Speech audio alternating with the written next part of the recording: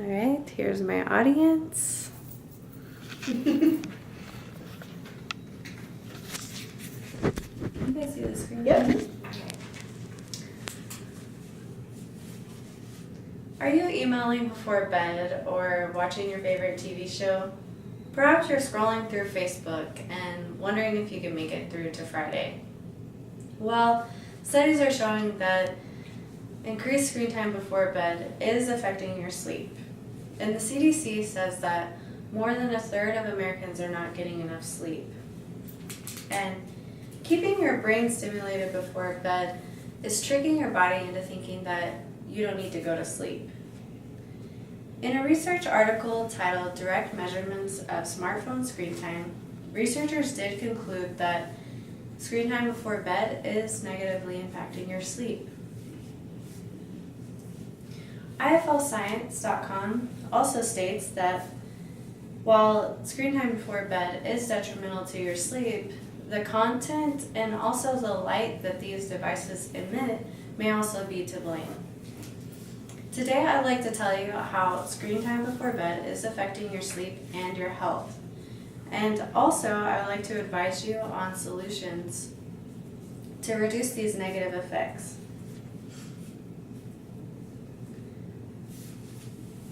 So, screen time before bed is affecting your sleep and your health, and the reason why it's affecting your sleep and health is because your body was not meant to be awake all day long, or to be exposed to light all day long.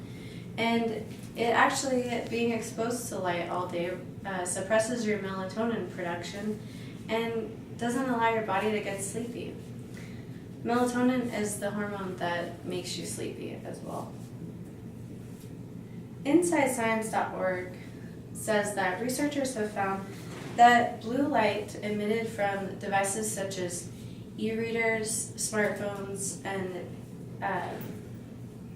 e-readers and smartphones does indeed suppress melatonin production.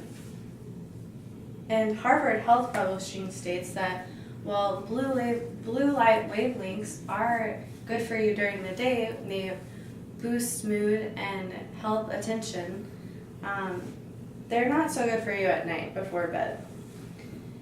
Mariana Figueroa is a program director for the Lighting Research Center at Rensselaer Polytechnic Institute, and she is studying people that use their phones in the evening. And she found that these people are getting less REM sleep, which is a deep sleep, and they also do worse on tasks designed to measure alertness the next day. Matthew Christensen and colleagues at the University of California in San Francisco studied 653 people for 30 days, and they found that these people that use their phones before bed had poor sleep, less sleep, and poor sleep quality.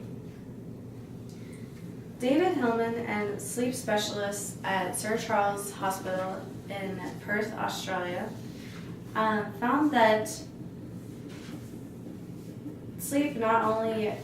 that screen time before bed is not only bad for your sleep, but it also causes physical ailments such as obesity, diabetes, and heart disease.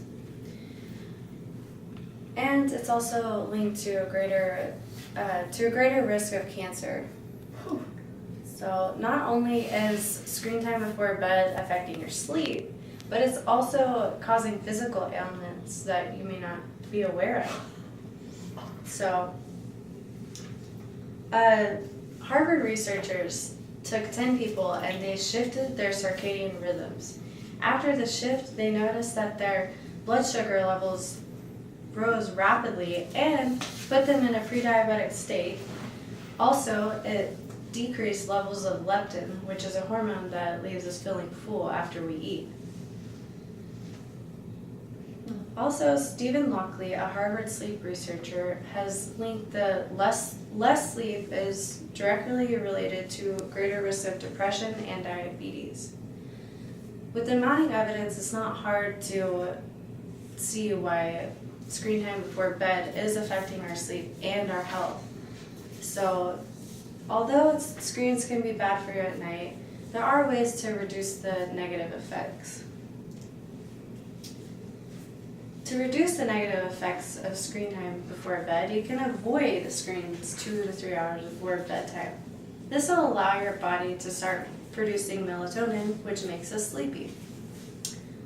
Also, you can use red dim night lights, and health.harvard.edu researchers found that red light wavelengths have the least power to shift your circadian rhythm. So it may be a good idea to get red night lights. You can also look into getting reflective glasses from your eye doctor, which reflect blue light wavelengths. And you can also wear your sunglasses, which is kind of weird for at night, but it works. You can also limit your children's access to screens at least 2 to 3 hours before bed.